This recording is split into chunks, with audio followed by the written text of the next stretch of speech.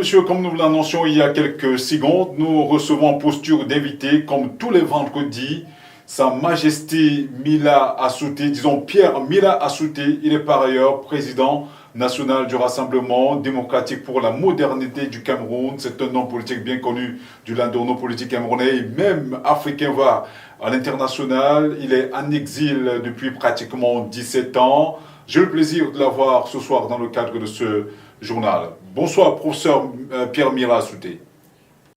Bonsoir, monsieur Niopé. Merci de m'avoir invité. Et je dis bonsoir aussi à vos téléspectateurs, à mes compatriotes camerounais et africains qui regardent votre belle chaîne. Alors, j'ai l'habitude de vous poser cette question. 17 ans après, le Cameroun ne vous manque-t-il pas? Le Cameroun me manque beaucoup, ma famille me manque beaucoup. Ça, c'est quelque chose de légitime. Je suis un Camerounais né au Cameroun. Je suis chef traditionnel, vous l'avez dit. Mes administrés me manquent beaucoup et je leur manque beaucoup. D'ailleurs, ils l'expriment. C'est un pays que je porte dans l'âme. J'ai beaucoup travaillé pour le Cameroun et ça me manque, sauf que j'étais à un moment donné obligé de rester en dehors du Cameroun. Dans la vie des hommes politiques, c'est quelque chose de courant. Alors, comment vous réussissez, disons-le ainsi, à administrer les populations de la plaine de Sancho ou Sanzo, comme on l'appelle de manière triviale, étant si éloigné? Parce que, souvenez-le, vous êtes en France à l'heure où nous parlons. C'est vrai, ce n'est pas évident de gérer une institution traditionnelle ou même autre à distance. C'est très compliqué d'ailleurs. Et souvent, il y a des gens qui en profitent pour créer du désordre parce que vous n'êtes pas là ou qui créent on va même dire parfois des troubles. C'est pas simple, mais la chefferie traditionnelle est une institution qui est composée de grands notables, de notables autour du chef qui peut se faire représenter. Et les villages, dans le cas d'espèce, il y en a 33. Il y a à la tête de chaque village un chef de village avec aussi autour de lui des notables. Donc, c'est une institution, c'est une cour. Et au sein de la cour, il y a des responsabilités qui sont divisées. Dans le cas d'espèce, j'ai un représentant permanent qui vit au village et qui assure les tâches quotidiennes et me rend compte quotidiennement à la faveur des nouvelles technologies de communication. Il y a un président du conseil des chefs qui préside le conseil des différents chefs de village, qui est une espèce, on va dire, de premier ministre dans la cour. Et il y a autour de lui différents notables et différents chefs de village qui jouent le rôle de conseiller ou qui jouent le rôle de ministre selon les secteurs de problèmes à examiner. Donc voilà un peu comment la Cour est constituée. Vu ainsi, vous voyez, souvent, c'est une question de crise d'autorité qui peut se poser parce que le chef lui-même n'est pas là et que quelques-uns en profitent pour créer des troubles ou des désordres. Ça arrive souvent. C'est ce qui rend la chose la plus difficile. Et aussi, le citoyen, l'administré lui-même, a tendance à vouloir remonter jusqu'au chef lorsque les décisions qui sont prises par ces différentes instances ne lui conviennent pas. Ça aussi, je me fais beaucoup de plaisir à leur parler à travers ces mêmes médias, que ce soit par WhatsApp, que ce soit par Messenger ou parfois par Skype. C'est quelque chose, c'est un exercice auquel je me livre souvent sans me priver parce que je sais que je leur manque beaucoup. Ça arrive à peser souvent beaucoup de tensions. Je règle beaucoup de problèmes. Quotidiennement, je règle beaucoup de problèmes par jour. Beaucoup, beaucoup, beaucoup de problèmes par jour. Donc, voilà comment je gère. Mais vous savez, à défaut du poisson, le héron pêcha le limaçon. Donc, il se contente de cette gestion à distance pour le moment. J'espère que ça ne va plus durer très longtemps. Alors, vous suivez de manière très particulière l'actualité au Cameroun, disons-le ainsi, et vous savez certainement que le Parlement est réuni depuis hier jeudi du côté du Palais des Congrès pour la dernière session de l'année 2020, une session en principe consacrée au vote, à l'examen et au vote du budget 2021. Mais au cours de ces travaux, il y a beaucoup de parlementaires, beaucoup de députés et même sénateurs au niveau de la Chambre haute qui ont estimé qu'il est plus que jamais temps de parler du problème ou de la crise anglophone dans les parties, dans le nord-ouest et le sud-ouest du Cameroun, parce que les problèmes s'accumulent au quotidien. Tout récemment, le 24 octobre dernier, par exemple, on a vu en Monde Vision un drame suffisamment qui a posé beaucoup de crises de conscience au sein du corps social. Sept enfants qui ont perdu la vie aussi lâchement, arrachés, tués par des hommes sans foi ni loi pour une cause jusqu'ici plus ou moins incompréhensible. Alors, comment est-ce que vous attendiez à ce que finalement le problème ou le sujet sur la crise anglophone soit posé sur la table des débats du côté du Parlement, disons-le ainsi de manière triviale? Vous évoquez une page très douloureuse hein, de l'histoire de notre pays. Après les événements de 1955, 1957, 58, 59, 60, on va dire jusqu'en 1971, c'est-à-dire la période dite du maquis. Et puis, il s'en est suivi une autre, celle de Boko Haram dans l'extrême nord, qui n'est pas terminée. Alors qu'on croyait qu'on était au bout du tunnel, on a vu naître cette affaire, cette grave crise incompréhensible, vous l'avez dit, dans le nord-ouest et le sud-ouest. Bon, est-ce qu'on peut s'attendre à ce que ce problème soit débattu à l'Assemblée nationale? Si j'ai bien compris votre question, elle est celle-là. Je voudrais d'abord, avant de répondre à cette question, vous dire, et à vous-même, les condoléances que je ressens au fond de moi pour le Cameroun, aux parents affectés par ces drames, à toute la région du nord-ouest et du sud-ouest traumatisée par ces barbaries, et au peuple camerounais qui a observé une journée de deuil national euh, décrétée par le chef d'État, son Excellence Paul Biya. C'était un moment important dans la vie de notre pays parce qu'il fixe la mémoire collective sur la gravité de cette situation où nous avons vu des gens sans foi ni loi, des barbares, des démons, des monstres, des crapules, débarquer dans une école pour tirer sur l'école, sur l'éducation, sur des anges et des enfants à qui des parents ont demandé d'aller à l'école et qui ont obéi servilement à leurs parents sans s'imaginer que c'était le dernier voyage dans ces écoles. Donc, c'est un moment difficile. L'Assemblée nationale est bien sûr l'endroit idoine où les peuples parlent de leurs problèmes. Mais dans la situation actuelle du Nord-Ouest et du Sud-Ouest, je crois qu'il faut sortir des postures politiciennes. Les postures politiciennes, c'est de dire qu'il faut aller parler de cette affaire-là à l'Assemblée nationale. Comme si l'Assemblée nationale avait encore plus de légitimité qu'un grand dialogue national où tout le Cameroun est représenté et où toute la nation, l'attention de toute la nation en direct est focalisée pour voir ce qui en sortirait.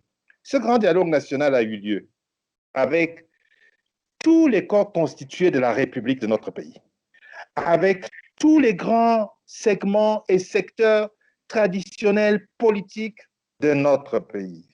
Ce grand dialogue national a accouché des résolutions qui ne peuvent pas être parfaites, sauf si on va chez Dieu, mais qui sont perfectibles et dont l'exécution, me semble-t-il, est en cours. Et nous pouvons le dire avec une certaine assurance que l'exécution est en cours. Pourquoi? Parce que la décentralisation qui traînait depuis un certain temps a enfin été débloquée à l'issue de cette conférence, de ce dialogue, grand dialogue national. Il y a en place de démobilisation et de désarmement et de réinsertion. Et il y a le bilinguisme, la commission du bilinguisme, je crois que c'est comme ça que ça s'est appelé. Et puis, il y a le dialogue qui se poursuit. Donc, je ne crois pas que l'Assemblée nationale dirait quelque chose qui n'ait pas pu être dite pendant le grand dialogue national. Que les gens veuillent en débattre, peut-être pour examiner de nouveau dans le cadre législatif ce qu'il faut faire, pourquoi pas. Si dans les mécanismes de fonctionnement d'une Assemblée nationale, ce sont des points qui sont inscrits à l'ordre du jour. Mais je crois qu'aujourd'hui, ce qui est prioritaire, et je l'avais dit aussi hein, dans le cadre d'une autre émission où on parlait de la reconstruction qui était en cours. J'avais dit que je pense que c'était inverser l'ordre de l'ordonnancement des choses que de parler de reconstruction dans un environnement où il y avait encore des troubles et qui était susceptible d'être exposé à des destructions s'il y avait des infrastructures qui étaient faites parce qu'on n'avait pas encore maîtrisé tous ces délinquants. Parce qu'en fait, c'est beaucoup plus que des délinquants, ce sont des barbares. Ils sont allés au-dessus des crapuleries de Boko Haram, de Al-Qaïda. C'est ce que nous avons vu. Et donc, je m'inquiétais que l'on ait placé la charrue avant les bœufs. Donc, aujourd'hui, ce qu'il faut faire dans ces régions pour que les drames que nous avons vécus à l'école, qui font couler les larmes à chaque être humain, qui ne recommencent pas, c'est de monter en puissance sécuritaire dans cette zone. Je l'avais déjà dit à un moment donné qu'il fallait nettoyer cette zone.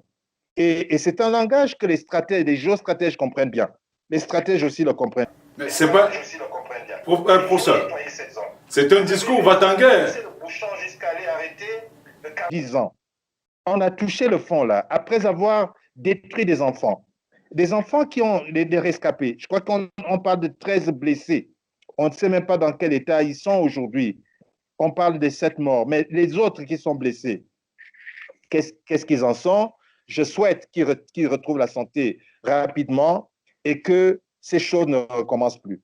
Donc, résultat, débattre à l'Assemblée nationale, c'est gloser autour d'une question qui a besoin d'une solution. La question politique n'a pas cours maintenant. C'est la question sécuritaire qui a cours maintenant. On peut faire les deux, oui, mais la priorité est à la question sécuritaire. Il faudrait de la fermeté dans ces zones. Moi, je suis allé jusqu'à dire très clairement, comme géostratège, et c'est le conseil que je donnerai au gouvernement, c'est une zone qui a besoin au minimum d'un commandement opérationnel. Au minimum. Ça se serait passé partout. En France, lorsque, sous le président Chirac, des jeunes gens sont sortis de Saint-Denis pour aller brûler les voitures, on n'était pas dans les années, au XVIIe siècle. Le président Chirac a décrété un état d'urgence en France, un état d'urgence pour arrêter tout cela.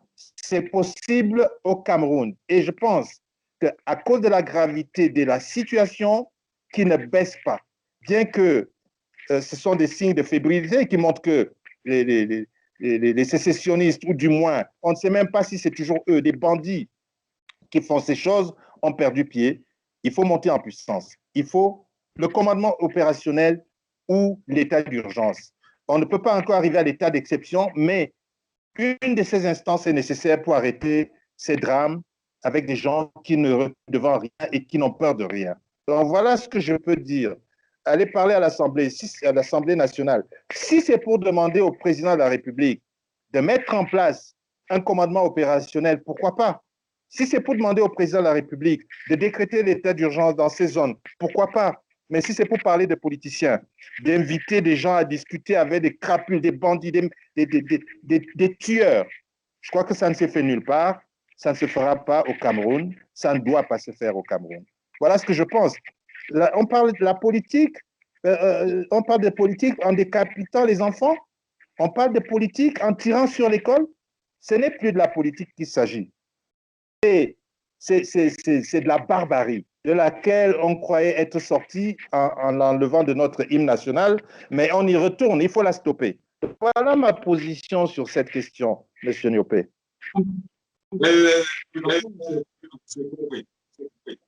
Alors, autre actualité, professeur.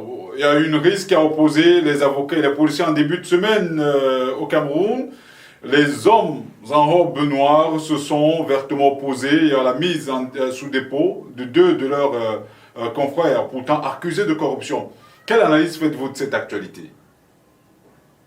Oui, je crois que notre pays offre de plus en plus des spectacles désolants, Monsieur Niopé. Ce sont des spectacles désolants. Pourquoi? Parce que d'abord, lorsqu'on analyse finement ce qui se passe, on peut y trouver un lien avec la politique. Avec la politique qui a tendance à démontrer que notre pays est un État sauvage où rien ne peut se faire normalement. Sans doute, notre pays a ses tares, comme beaucoup de pays d'ailleurs, mais le spectacle que les avocats ont livré dans une salle d'audience au tribunal, avec pour connotation de vouloir prendre en otage la justice, à laquelle on reproche déjà tant de choses, de dire qu'elle ne fonctionne pas comme on aurait souhaité qu'elle fonctionnât, est un spectacle triste pour notre magistrature. C'est un constat d'une situation honteuse pour en robe. D'abord, je voudrais vous dire ceci. Il n'y a pas d'homme au-dessus de la loi. Il n'y a pas de justice pour les magistrats, de justice pour les avocats et de justice pour les citoyens. La justice dont on parle et que les avocats sont censés défendre parce qu'ils ont prêté le serment d'Hippocrate, cette justice-là, c'est une justice pour tout le monde. Alors, si les avocats estiment que, en tant que euh, homme de droit, homme de justice, qui aide la justice à se rendre le plus adroitement possible, eh bien, ils doivent être au-dessus d'un certain nombre de comportements dont de nombreux justiciables sont victimes, à savoir des escrocs qui se cachent sous la soutane, donc sous la toge, pour spolier les citoyens parce que ils sont couverts par les corporations. Ce n'est pas acceptable. Ce n'est pas acceptable. Il n'est pas certainement prouvé encore la corruption dont il s'agit. Je ne crois même pas qu'il s'agit de corruption. Les faits tels qu'ils sont rapportés ont plutôt tendance à démontrer qu'une citoyenne ou un citoyen a été spolié par deux avocats. Spolié, on parle de 3 millions de francs CFA. J'essaye de suivre cette actualité pour avoir le plus d'informations possible. Et que cet argent était récupéré avec pour destination de corrompre des magistrats. C'est désolé. Sans doute, ils n'ont pas posé l'acte de corruption auprès du magistrat. Mais le fait même de spolier un citoyen pour quelque chose qui est aussi ubuesque venant de la part d'un avocat, c'est strictement répréhensible. C'est au moins de l'escroquerie. C'est d'autant plus qu'il paraît donc l'argent pour lequel ce justiciable a versé les 3 millions, les raisons pardon, pour lesquelles ce justiciable a versé les 3 millions, la personne serait condamnée. Donc, c'est de l'escroquerie. C'est de l'escroquerie. Et quand un avocat est un escroc, est-ce qu'il est toujours un avocat? Donc, qu'on cesse de nous appeler ces gens-là des avocats parce que ce sont des escrocs. Les autres sont encore avocats parce qu'ils ne sont pas encore coupables de quelque chose. Mais en attendant, peut-être eux aussi bénéficient de la présomption d'innocence. Mais au moins, qu'on laisse la justice faire. Si le juge a estimé que ces gens devaient être mis sous mandat de dépôt, eh bien, je crois que le juge n'a violé aucune disposition légale en cette matière.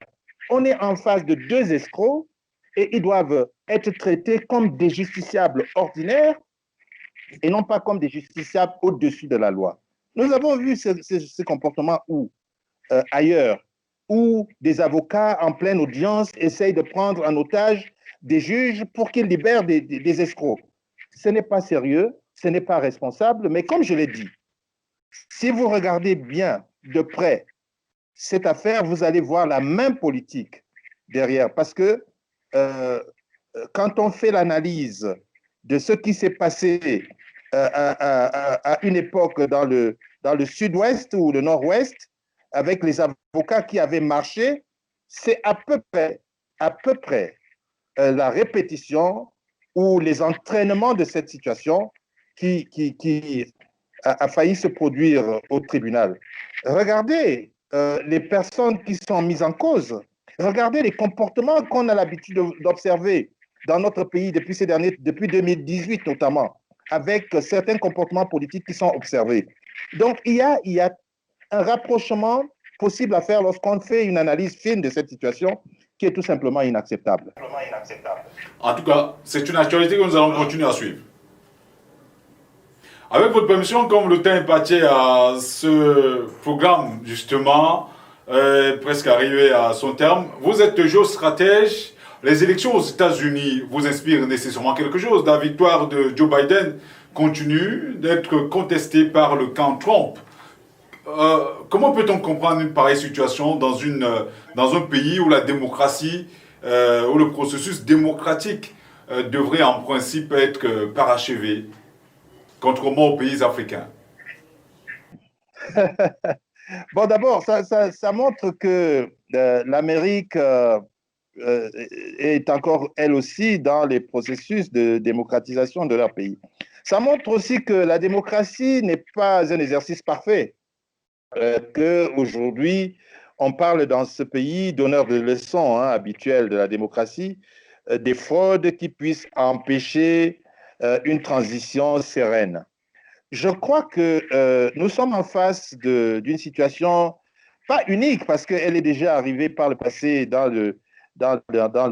l'histoire des États-Unis, mais elle s'est toujours terminée de manière aussi dramatique parfois. Je crains que ça se reproduise. Il faut dire que nous sommes en face de deux façons de voir le monde en Amérique. Les républicains sont essentiellement conservateurs et le président, on va dire, qui a perdu les élections jusqu'à présent, selon les versions les plus connues, Donald Trump, est un conservateur. Un conservateur dont la politique est retournée essentiellement vers l'intérieur de l'Amérique, bien plus que vers l'extérieur. Et les démocrates sont généralement plus ouverts au monde, on va dire ça ainsi, et avec des conséquences qui ne sont pas toujours celles que leur politique déclarée entraîne. Donc, on est devant ces deux situations où, sans doute, c'est le rapport de force, non pas des urnes qui est en train de prévaloir, mais le rapport de force idéologique. Je ne sais pas comment ça peut se dénouer autrement que ce que l'on sait déjà.